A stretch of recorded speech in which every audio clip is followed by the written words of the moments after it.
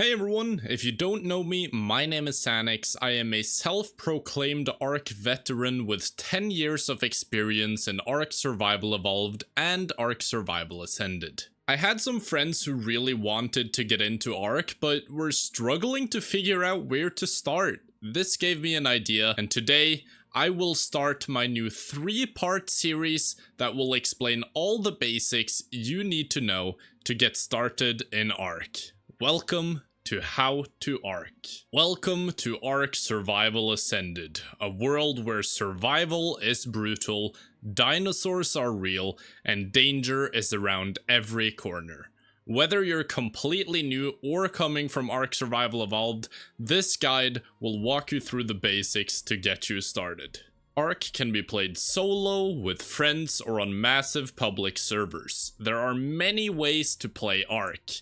Single player, great for learning, you control time, difficulty, and save state. Non-dedicated, for playing casually with friends but limited tether distance. Official PvE, shared world, no player killing but crowded and competitive. Official PvP, high risk, high reward, expect to get raided a lot.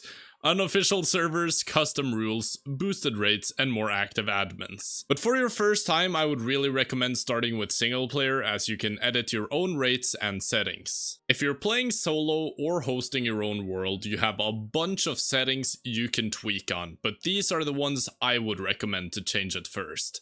Harvesting amount, to change how many resources you will get. Taming speed, to change how fast dinosaurs will get tamed up. XP multiplier, to change how fast you will level up, and then difficulty to change wild dino levels. There are many other settings you can tweak on, like breeding rates, but these are the ones I would recommend to change first. When you're done changing your rates, you can pick what map you want to play on. The island is the original map, so that's the one I will play on for this video. Also keep in mind that all maps other than the island are DLCs, so you will have to download them separately from the base game. Welcome to the character creator.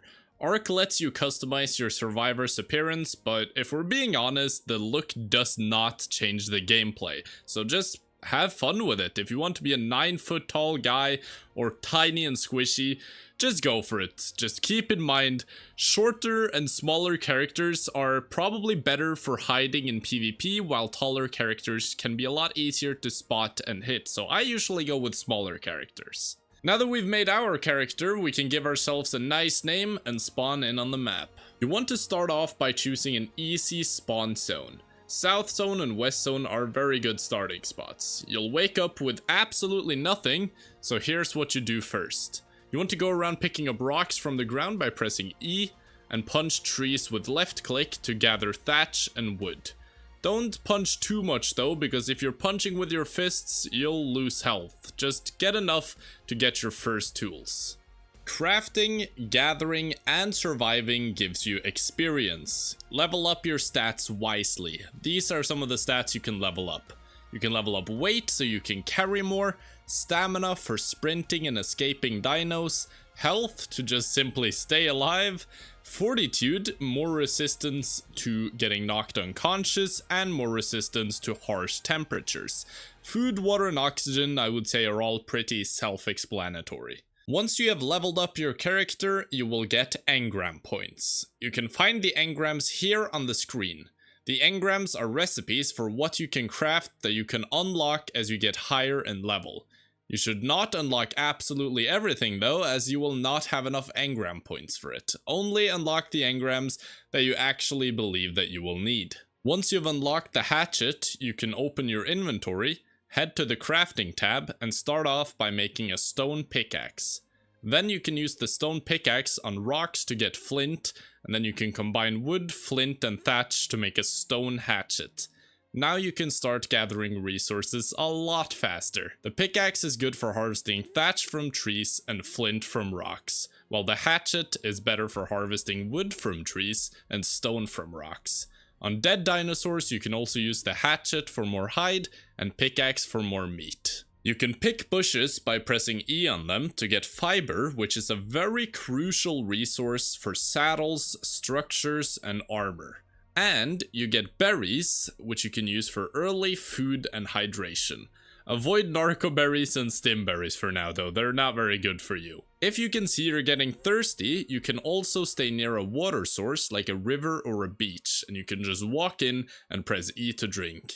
Yum, salty water. At level 4 to 6, you can unlock the Thatch building parts. You can build a small 2x2 hut with a door and a campfire inside.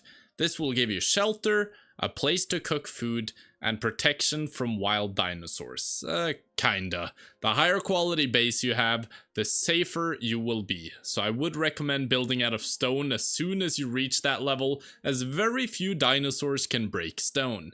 But for now, thatch works fine. Now let's get into the world of taming. You can start with the easy tames. You can craft a bola to immobilize most smaller creatures. You can club or punch a dodo unconscious as well, then feed it berries, preferably mejoberries though, as it's the best for taming. But for something bigger, like for example a parasaur, you can use the bola, throw it on it, and it won't be able to move. You can then proceed to knock it out and tame it with berries too. You can then proceed to the Engram screen to unlock a saddle for your new tame if you are a high enough level for it. And just like that, you will have a new tame that you can use to farm your own berries much more efficiently. The ARK can be unforgiving. I would recommend building either a sleeping bag or a bed, preferably a bed as sleeping bags can only be used once as a respawn point. Always keep spears, cooked meat, and a torch on you. The nighttime can also get very cold, so I would recommend to stay near fire and avoid wandering blindly out in the night early on in the game. Once you reach the needed level, you can unlock the mortar and pestle, where you can craft narcotics by combining 5 narcoberries with 1 spoiled meat. You can then combine the narcotics with arrows to create Tran Arrows in your inventory. This is the safest way to knock out bigger tames early game. The Tran Arrows will knock out dinosaurs a lot faster and also deal less damage, so the chance of the dinosaur dying will be much smaller, so it's much more efficient than slingshots or clubs. Now that you're making Tran Arrows, you can start aiming for a stronger tame. Here are some of my favorite first tames on the ARK. Iguanodon. It's fast, it can outrun most enemies with infinite stamina while running on all fours, and great at harvesting berries. Plus, you can also turn berries into seeds in its inventory, which is very nice for growing crops. Triceratops. Triceratops is slower, but it's very tanky and it's amazing for berry harvesting. Another tip is to build a trap for the dinosaur you want to tame using stone structures. You can either build a simple box like I did here, or you could go to YouTubers like Captain Fat Dog to find a lot of genius trap designs to make your tame a piece of cake. You can also bola the Iguanodon, but not the Triceratops, as you can see by the red cross that appears when I prepare the bola.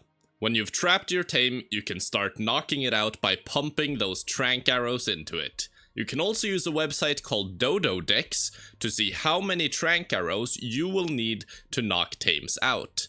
In some cases, you will also have to force feed the tame narcotics or narcoberries by pressing E on it in the tame's inventory to keep it unconscious if it's about to wake up. You can also see this on Dodo Decks if you put in your taming speed. This is the tame's taming effectiveness. You want to always keep this as high as possible for your tame to get as many additional levels when it's tamed up as possible. This percentage will go down though if you feed it something it doesn't like, or if it gets damaged while it's knocked out or taming. You can see the best foods for taming everything as well on Dodo Decks. There are also some tames that are passive tames, but I will get more into that in the next video, but these tames are not knockout tames. With some skills and some luck, you will have yourself a new tame to help you conquer the ARK. That was all I had for my part 1 of how to ARK. I don't know how often I will do these videos, but for now, I hope this video helped you out to get started in your ARK journey. And thank you so much for watching. I will see you in the next one, and have an amazing day.